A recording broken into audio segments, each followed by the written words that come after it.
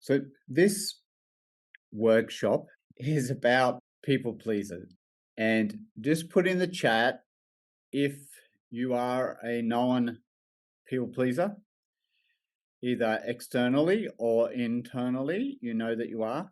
Maybe you're a reformed people pleaser like myself. I think people pleasing comes in, a lot of forms, but I talk a lot about frequency and signal. And I talk about God being a frequency and, suffering, struggle is a frequency. And the frequency of God or the guru or the best version of ourselves is just a more refined signal. So in yoga, we're trying to learn to become more subtle human beings. We're trying to remove what's in the way so that what's already there can come to the surface. Essentially, when we were born, when we took our first breath, the planets, the stars, our energetic architecture was aligned perfectly for a unique blueprint that's you, which is a frequency. And when we flow with that, how we're designed to come into the world and share that no one else has, completely different. But then over time, we get trained in the way the world wants us to be. And a lot of us resist it and fight it. But at some point, because we're little, we succumb to it, we give up. And then we develop a strategy to deal with it.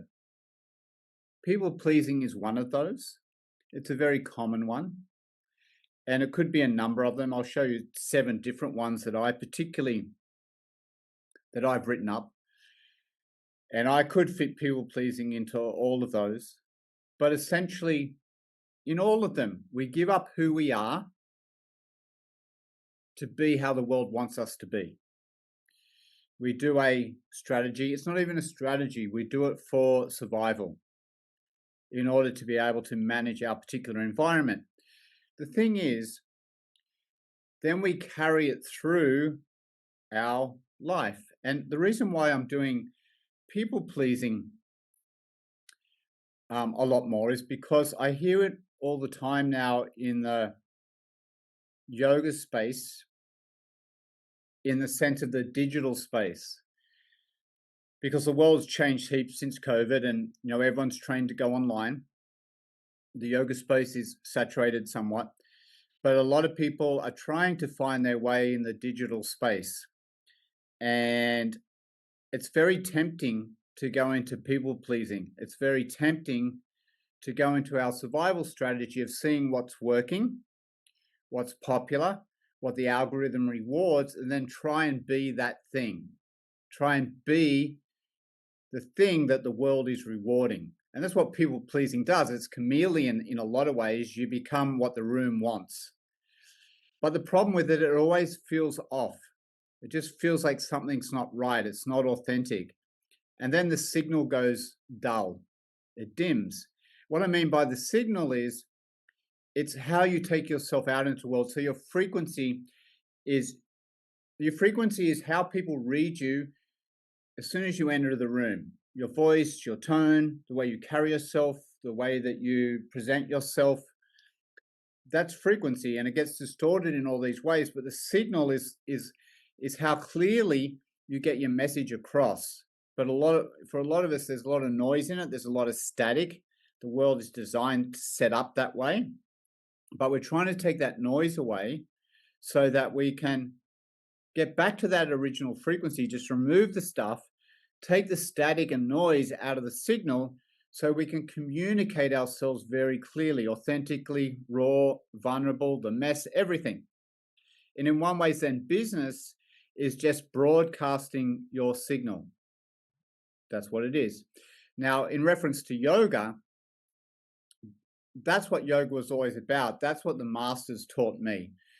When I got right into the depth of yoga and I was studying with these master teachers, they were basically just showing me what yoga looked like, what it looked like to yoke, what it looked like to live in flow authentically, in a state of yoga, which was a frequency. And we could call it ananda maya kosha, which isn't right there, but that high vibration, which is just a flow of love, a flow of bliss.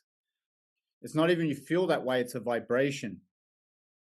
But when it gets distorted and the vibration gets heavy, the frequency gets heavy, dull, then depression, depression, heaviness, lethargy, all of these sorts of things.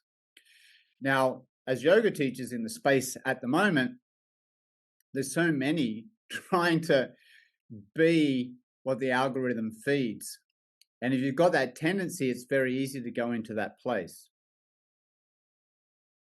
So what I want to teach teachers is how to come back to frequency and speak from presence, not performance. This is a big thing, and help our students, because ultimately that's what we are meant to be doing, to help our students come back to their original frequency, to remove all the tensions, to open up the breathing, to look at the negative mindsets, to open into new possibilities, to rewire the nervous system, all of those things. That's the power. That's the power of the yoga. So I'm just framing it in a particular way that maybe a lot of us can resonate with. When we come in with this frequency, it's big. Of course it's big. We those of you that have had kids, big personalities come in, lots of energy. It's unique. Even if you had twins, they're completely different. You come in with a particular, what we might call karma. You have a personality, you have a role to play. And when you're in line with that, life flows. It's pretty good. It's pretty damn good. But once that gets distorted, it kind of sucks. It's a struggle. And essentially what it is we're seeing too much, right? We're too much, too loud, too noisy, too expressive, too curious, too creative, too fill in the blank. So what do? We make ourselves less. So I call this, high frequency transmission for recovering people pleasers ready to tune back into your true signal. And I'm definitely one of those. And I'll talk about some of those variations of it that I kind of relate to a lot as well. So we all have this original frequency. So think of it as your default setting, and that's your real voice. It's almost the same too when you speak from your real voice. When we don't speak from it, we're usually up here. And when you come into your real voice, it's usually lower. It usually drops. Because this is up here performing. This is coming into yourself. So the truest signal of who you are before the world told you who to be. So when you're young, life happens, family, culture, school, survival, and you adjust to it. You have to. So you start broadcasting on a different frequency. You're not on the right radio channel. And everything distorts. Your spine is an antenna to God, to source, and everything goes out of whack. Everything distorts. The chakra system, the inner architecture, the sub-chakras in your joints, everything reorganizes to meet this new frequency. And it's not because you're fake, right? It can feel fake, but it's not because you are. It's just to feel safe. Right? So this adjustment has to come before strategy, because if you're out there as a yoga teacher trying to be successful and all you're doing is the latest strategy, but you haven't reconnected back to the frequency, it always feels off. No matter what strategies you apply, it might be successful for a while, but it will just feel off. So I always say frequency first, strategy second. And people pleasing can come in a form of, controlling, performing, hiding, whatever it took to feel safe. So the key, the new frequency, the one that you adapt, isn't the real you. It's a survival frequency. It's a mask. It's noise. But, as yoga coaches or teachers, our job is simple, really. We want to help people recognize the noise, find the original signal, and learn to transmit it clearly and consistently, not just in your work, but in life. And I categorize these 7 frequencies of survival. I name them. You can see the names there. I got the pleaser at the top there, people pleaser. And you'll see the core strategy. like the pleaser, belong through harmony and sacrifice. The performer, earn love through visibility and achievement. The withdrawer, hide to avoid harm. You can have a look at those. You may identify with some of them more than others, and you can look at the signal distortion. So for the pleaser, if I give enough, I'll be loved. Right? If I change who I am to be what people want me to be, then I'll be loved. Right? The performer, if I impress, I exist. If I win, if I succeed, if I'm at the top, if I do better than everyone else at school, at sport, at whatever, then I'm seen, etc., etc. So for me, the please is definitely there, but predominant with that is the performer. Right? I was big performer in all that stuff, and then the chameleon. Right? I would do a fantastic job at being able to read the room, and then change myself to be what people wanted. Okay. So maybe you can recognize some of those just in the chat. What's a secondary one that you might recognize there, or one that even stronger than the pleaser? What did you get there in the chat? I'm interested. And remember, they're not bad things, right? You're not broken. There's nothing to fix. It's just something that you put in place to be able to operate in your particular environment in the best way you knew how at the time. It's different now. It's not necessary. Christina, the rescuer and the chameleon. The rescuer, the chameleon. So there's a lot of performers and chameleons here. Good. Well, that's me as well. And this thing of performing and being a chameleon, people pleasing. Now at the moment, we can get very trapped in the algorithm because the algorithm rewards certain things, and it's superficial, and it's the attention economy. So it's just the candy bites. So it's very easy to get into the performer, change ourselves as the chameleon, perform and try to please, but not do it from what's authentic to us, what's real. And it will feel off, and it will feel bad, and I don't know what to do. I don't know how to survive in this current environment. And then we go into, well, I've got to pay my bills. I've got to get classes. I've got to find a way to get the audience to like me. Yeah. And then we do strategy, but we leave the most important part out, like who we truly are. And the ship is slowly turning. It's coming back to authenticity. It's coming back to real, raw, messy, all out there, just as we are. Because people can see through it straight away, when we're performing, because when the frequency is not clear, when the signal's not clear and we're confused, people can read into that and they scroll past, right? And if we're selling online, people only buy when they feel understood. People don't buy when it's confusing. And if you're confused, they're going to feel confused. Now, in the sense of people pleasing, I'm going to talk about the descent, what we can do, and what it looks like when we put things in place. And most of us were never punished for being bad. We were punished for being too much. Right? Our particular environment couldn't tolerate our bigness. However, whichever way it was expressed. We weren't being bad, we weren't doing bad things, we were just too noisy or too loud or asked too many questions or were too curious or, answered back or whatever. Like, no, I don't want to do that. I want to do this. Any of that sort of stuff. And we get punished for it. So we're seen as too much too soon. So we're taught to turn our signal down just to be safe. My dad was very heavy-handed with it. It was very much, if you don't, want your ass hit, turn it down. If you don't want to be punished, turn the hell down. Right? Make yourself smaller. Right? So we end up becoming what the world told us to be.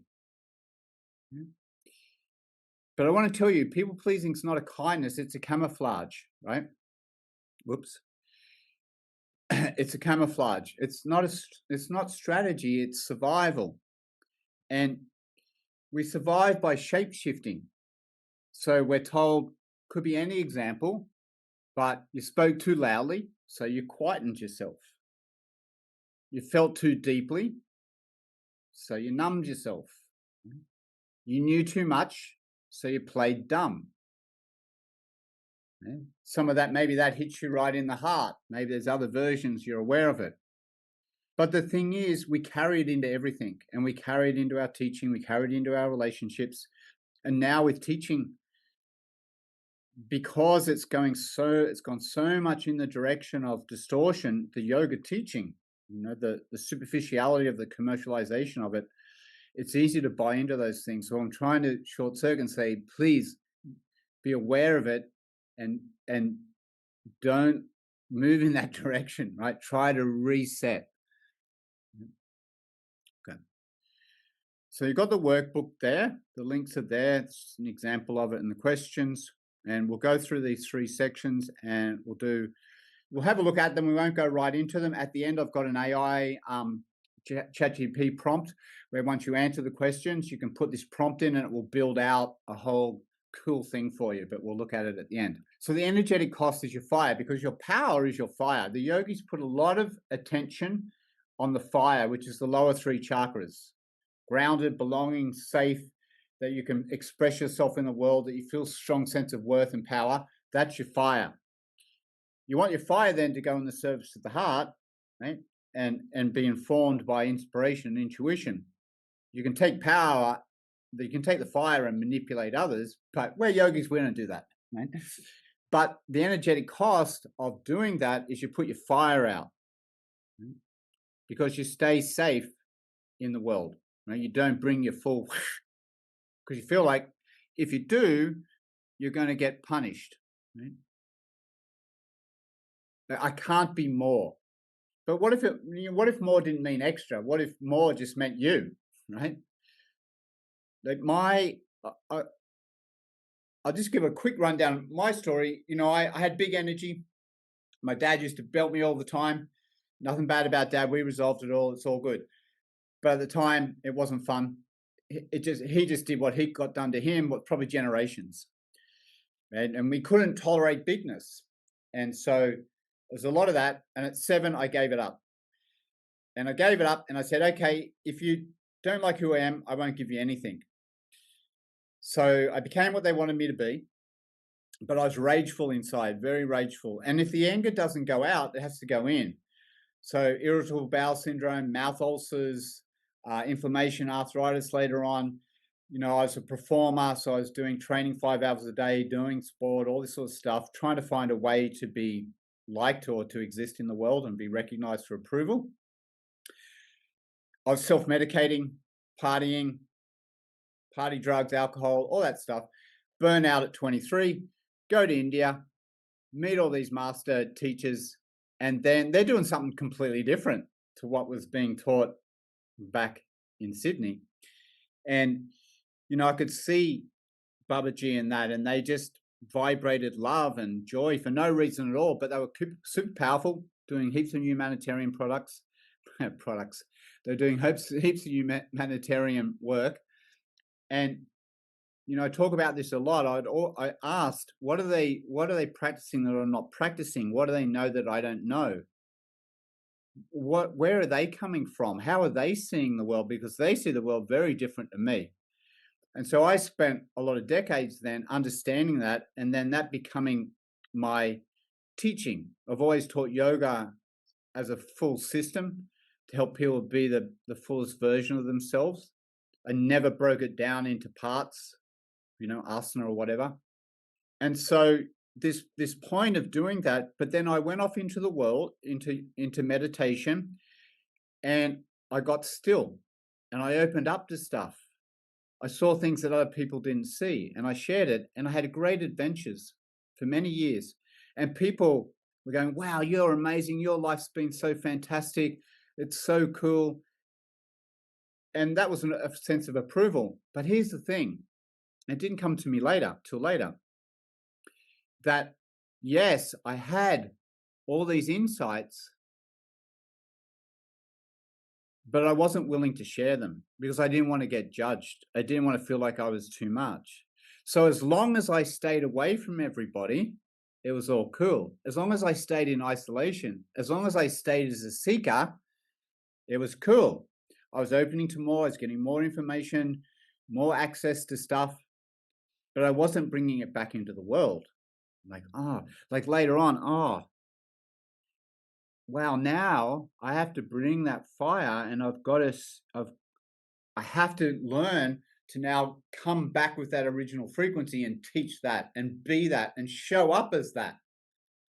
And it was scary as fuck, right? It was scary. Still is. But that point where you go to say something and you tremble, that's the power. That's where the signal is. That's where the change is. That's where you as a yoga teacher are going to make a difference. And this is what we think about. Like, think of all the areas where you hold back, where you pull your truth back. And that's what we want to look at. At the moment, we just want to like have a little think of these questions because we won't have time. A lot of the times what I do is I will just keep that one channel open and I'll name it. But for example, I'll put it here and I'm just working through a people pleasing thing and I'm just want to name the pattern. And the first memory I had with being told directly or indirectly that I was too much was and I just dump. I don't edit it, whatever. I just put it all out there. And then I'll say what I did in response, the part of me that I hid, shrunk, or edited or abandoned was such and such. Then I'll go, the voice that still echoes in my head when I begin to shine or speak freely is my dad, my mum, my teachers at the Catholic boys' school, the priest at church. All of those systems were designed to, right? Wow. It's all designed that way. So I just talk it out.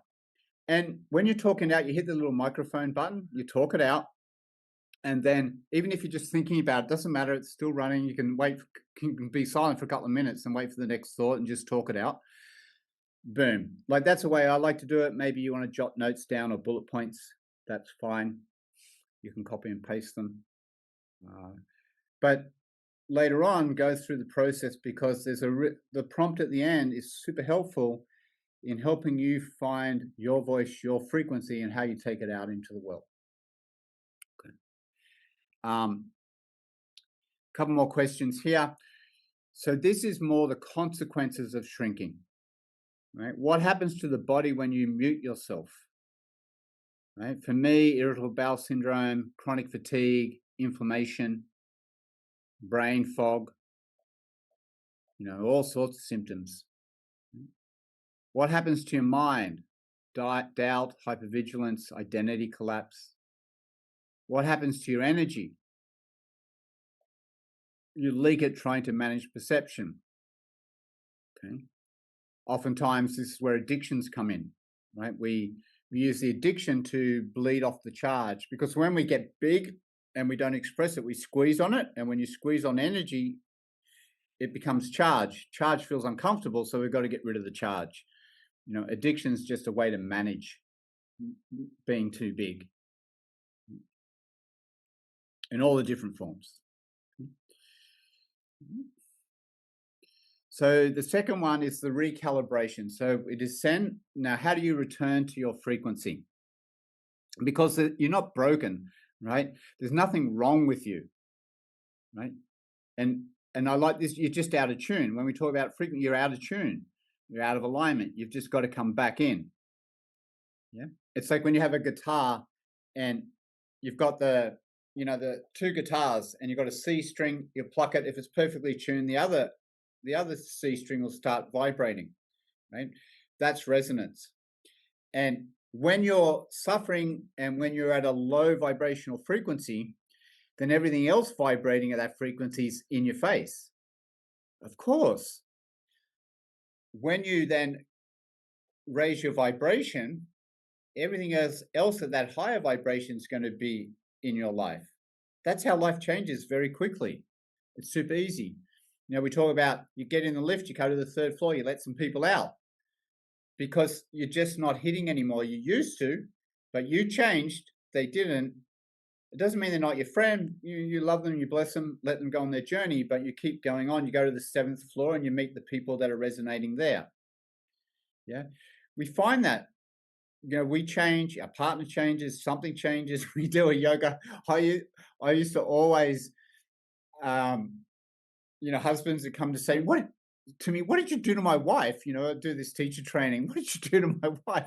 I didn't do anything, right? Because they changed, right? They're different. Most of the time they were jovial and it was kind of good, but not always, right? But you upset the apple cart if people don't want to change with you, and it just feels off. And that's why when you want to bring in what's inside you and what's deep, and then you go on social media and just do what the algorithm feeds, there's no resonance. It just feels off. And then people can see that. And it just doesn't hit. Yeah. Or in classes, whatever it is. I talk about teaching Shiva Ray back in the day when she was super popular. And I thought, I'll teach it. And so I'm doing all these flowy movements and transitions and stuff. I feel like a fucking idiot, right? Because it just wasn't me. I was trying to be someone else because it was popular. It felt stupid. But that's how it is too on the social media, right? Or trying to find your way in this new evolution. Right? You can't fight the future. We have to play with it and be part of it moving forward. But you create a new paradigm or a new structure within the new playing field, right? But the base point is coming back to your frequency and being you 100%. Okay, so these are the 3 distortions that I put for people pleasing: the chameleon pattern, the dimming reflex, and the sacred exhaustion. So in the chameleon pattern, you read the room before yourself. You become what's needed. I was really good at that, and of course I'm still really good at it. Now, anytime we do that, it's a really powerful life skill, but it's not useful if it's just your default and you don't know how to move out of it. For example, when I go and run a teacher training, I would never think about it beforehand. I would just sit each day. I would just come and sit with the group. We would share. I would feel the energy of the room. I would feel the direction of what's needed, and I'd start teaching. Great skill. But changing myself as a default to be what the room needed, that's not so useful. So also see it as any of these things as a superpower, right? But the reclaiming move: pause before you speak, scan before you scan others, right? Is this what I'm communicating, what I'm expressing? Is it from me? Is it from my depth? Or am I saying what I think people need to hear or want to hear? Because every yes that isn't yours is going to fracture your frequency. Yeah. And we just do it, right? Like our identity becomes distorted to avoid rejection. That's what it is, over and over again. And failure to launch, creating stuff and never putting it out there. Same thing. Okay, workbook questions. You can do the same thing as before. Do it in the same thread. Don't start a new one, just next bit under what you've already got. And then the chameleon pattern. How do you shape shift to be accepted? What situations or people trigger this reflex? Well, what would it feel like to read yourself first in those moments? Does anyone? Okay. So then the dimming reflex. You instinctively tone down your truth so it lands soft, not sharp, or you don't share your truth at all. Right? So the reclaiming move is speak it raw first, maybe in private, or to a friend or to your partner. You say, I just need you as a sounding board. I just need to put it out there. Then refine it, speak it out, right? Then refine the message, but never erase your core. Never erase who you are. Never erase your truth. Let's break that habit of holding back your truth. If there's a truth you're holding back, find a way to express it. And it's fine to do it in private first, but you just get in the habit of communicating it. right? Because otherwise it's energetic self-abandonment, right? And your light, your light, how much you shine becomes less. So workbook, same deal, same thread. What messages do you soften, avoid, or edit because you fear how they'll be received? Write one truth you've been afraid to say uncensored, just for you. You don't have to share it. You can. You don't have to share it. Write those down. Right? Then we come into the third one, the sacred exhaustion. And I'll say you're not tired from doing too much, but from being less than you are all the time. Understand this. Like when energy flows, it's easy. Energy's meant to flow, but it takes a lot of work to dam up your energy. How do we do it? We tighten muscles, we constrict our breathing patterns, we distort them, we hold back our expression, whether it's verbal or physical. And it takes a lot of work to do that, to hold back the flow, to resist the flow. And it's exhausting. That's really, in the end, chronic fatigue when we do that, and could be a number of other factors. But, the reclaiming move is rest is not enough. You need restoration through expression. So whether it's, Christina will see me at night sometimes because when I let my energy build and I do all the habits to let myself come back into my fullness, the body's not used to it. The energy pipeways, the nadis, aren't wide enough for the amount of energy flowing through, so it's very uncomfortable. So especially before bed, I'll dance around, I'll move, I'll stomp my feet, I'll shake it all out, right? Because otherwise I sleep there with restless legs and it's really uncomfortable. I'm still doing that because my energy is getting bigger and the pipeways are getting bigger, but then they got to get bigger and they got to get bigger, right? So you become bigger energetically. Your system can tolerate more of you. More of you shows up into the world. Your power, your love, your compassion, your wisdom, more of you. But if we keep discharging it, then the pipeways stay narrow, right? And we stay in the same holding pattern. So in the workbook, how much of your exhaustion is due to inauthenticity or constant self-watching? What part of you is begging to come back online? What parts of you are you begging to come back into relationship, back into the world?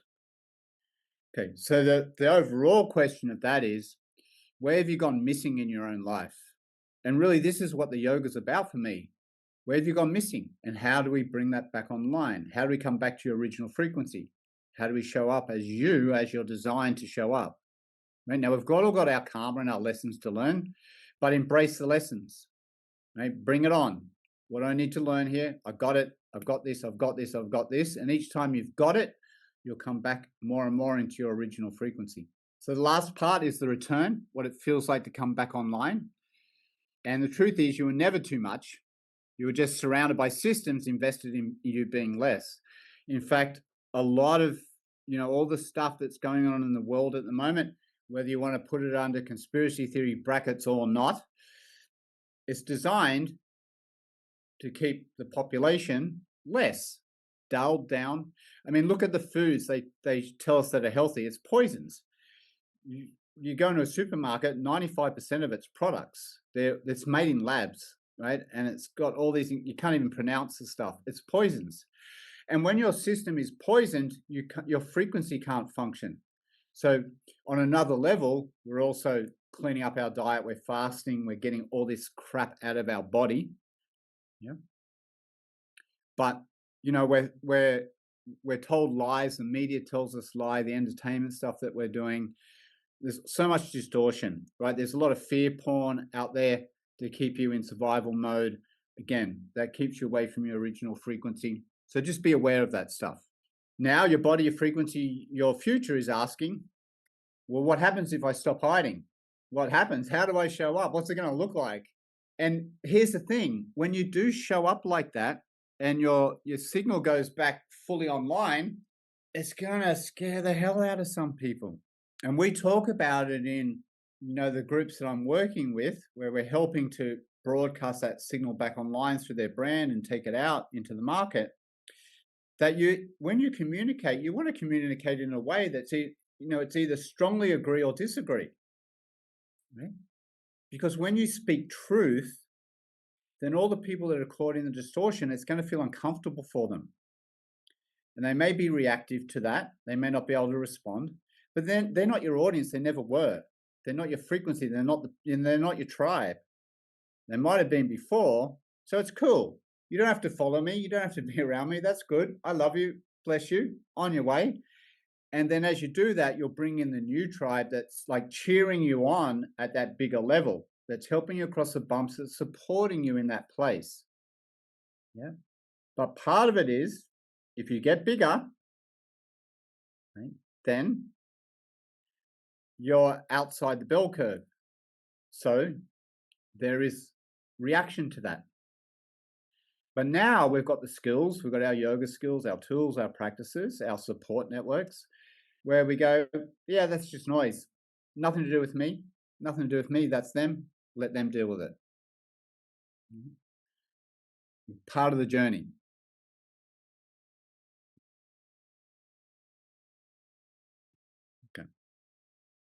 Okay. More is just you, right? More powerful, more loving, more creating, more giving, more uncensored. Right? Just you out in the world, personal, real, unpolished. Here's the thing with the social media, like everyone's trying to do it off a script. They're trying to do it really polished, and people can tell. It's like that's not how they sound. That feels very weird. And I definitely did it, because I'm trying to play the game. They just filled off, and I go, oh, God, I feel stupid. I got to stop doing this. I'm doing Shiva Ray again. Stop it. So what happens when you stop making yourself less? Your voice, your posture, your energy, your outlook, everything changes. Your relationships shift, as we mentioned. Some leave, some deepen. But you start feeling like yourself again in your skin. And there's so much more to be aware of. Frequency is it's another lecture, but EMFs, so you like to clear your frequency. You want good food. You want to get processed food out of the way. You want structured water. You want filtered water. You want to limit your EMFs. You want to protect against that stuff, minimize pollution.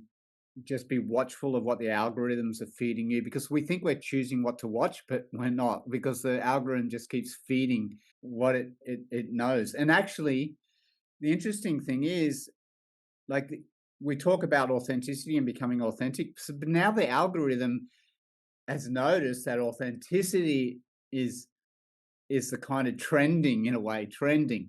So it starts to create content for people where now you've got to be authentic, but it's scripted authenticity. It's not just like blah, real as it is. And so the thing is, once you connect back to your whole journey, your hero's journey, your yoga's journey, and you attach it to the thing that you do best in the world, no one else can do, the way that you do it, it's kind of easy in a way, because it's coming from the depth of you. It's coming from your journey. You've lived it. You understand it, the journey, the pain points, what people actually want, the outcomes. And you've got a system to be actually able to do it. Last bit in the workbook, the return, remembering who you are. What does it mean for you to come back into your original frequency, the one before the world told you how to be? So if I remember that 7-year-old, full of beans, just energy, curious, was questioning, just wasn't accepting something because I was told that was the way to do it. I had my own opinion. I knew the things that I liked doing. I liked being expressive. I liked my own style, my own way of doing things, but that was all shaped differently. If your body could speak without shame or suppression, what would it say today? So some of these ones you have to think a bit deeper. What becomes possible in your relationships, work, or creativity when you stop dimming yourself? What does it look like? Okay. So the 3 pillars of the return. Number 1, tune in. Recognize the static. Okay. Understand your current habits, patterns, personas, and recognize them as strategies. They're not your identity. So your breath, your body, energy cues, look at all that to re-enter into the signal. They helped you survive, but they're not helping you thrive. Right? They helped you survive, and they're not helping you thrive. So we can see them and we can use them as a superpower, but we don't want them in default. Because if we're going to thrive, we want to come back to that original frequency. Then you want to clear the interference, release the inherited identity patterns. And of course, they're all passed down. We have our karma, but they're passed down. And so we've got to get quiet, get clear, get real. Meditation is very helpful for that. Right? This isn't about changing who you are. It's about getting underneath the noise to remember who you were before the distortion. And the last one, then transmit authentically, embodying aligned no, powerful yes, and frequency-led presence. So once you've tuned into your real frequency, you start showing up very differently in how you speak, in how you lead, in how you make decisions, all of those things. And everything starts to resonate then. So it's time to turn the dial back up. Being more isn't ego, it's restoration. And the world is starved for the real you. The world is craving authenticity. So in the workbook there, it's also got what's one small embodied action you can take in the next 24 hours. What's one small action you can do in the next 24 hours to affirm your return to like full strength, full signal, right? It might be saying the thing. It might be posting the truth. It might be canceling something that's misaligned. It might be just dancing the fire, just expressing it, moving with it. What's one thing you can do? Because we were never made. You're not made to please, right? We were made to pulse. Because the bottom line is, people don't want your performance; they want your clarity. They want to feel your signal clean, strong, true, and that's the power of yoga is frequency work, coming back to that source frequency. Eventually.